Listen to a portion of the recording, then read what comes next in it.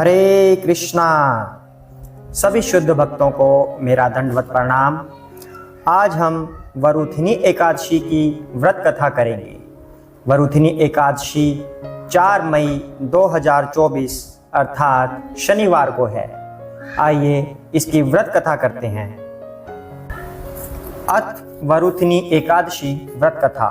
वैशाख मास कृष्ण पक्ष की। युधिष्ठिर बोले, हे वासुदेव, वैशाख कृष्ण पक्ष की एकादशी का क्या नाम है?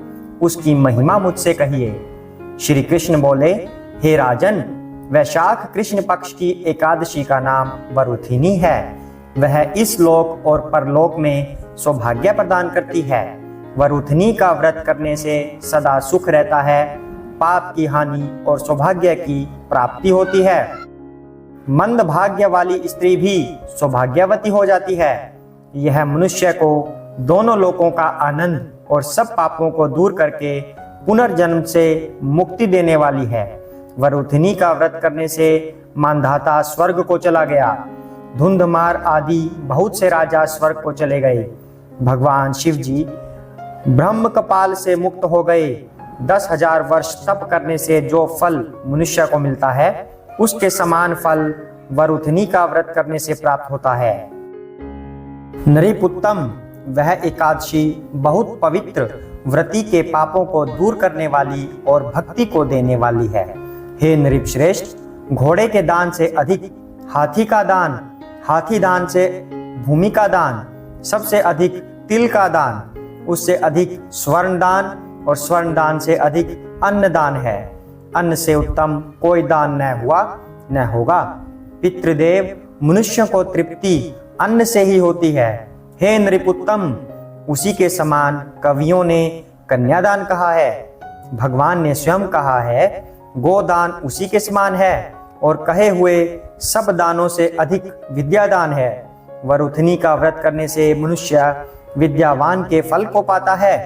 पाप से मोहित होकर जो मनुष्य कन्या के धन से निर्वाह करते हैं, वे मनुष्य महाप्रलय तक नरक में रहते हैं। इसलिए कन्या का धन कभी नहीं लेना चाहिए। हे राजेंद्र, जो कोई लोभ से कन्या को बेचकर धन लेता है, वह दूसरे जन्म में अवश्य विलाप बनता है। जो कोई आभूषण पहनकर यथाशक्ति धन सहित कन्या का दान करता है, उसके पुण्य की संख्या करने के चित्रगुप्त भी समर्थ नहीं है। हे राजन, इस विधि से वरुथिनी कही है।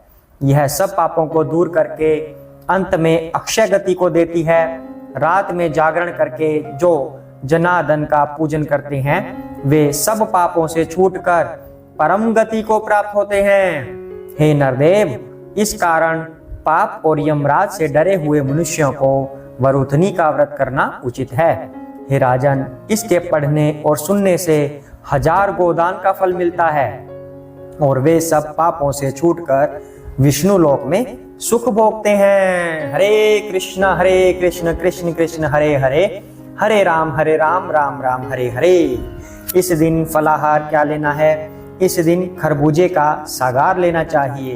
हरे कृष्णा। यह थी हमारी वरुथिनी एकादशी की व्रत कथा। आशा करते हैं कि आपको यह पसंद आई होगी। इस तरह की और व्रत कथाएं सुनने के लिए चैनल को सब्सक्राइब कीजिए, ताकि आप प्रतिदिन जो नई कथाएं आती हैं वो सब सुनकर अपने जीवन को भक्तिमय बनाएं। और एक जरूरी सूचना, आज ही हमने अर्थात शुक्रवार को हमने भगवत गीता शुरू की है, तो भगवत गीता का पाठ भी आप अवश्य सुनिए। हरे कृष्णा।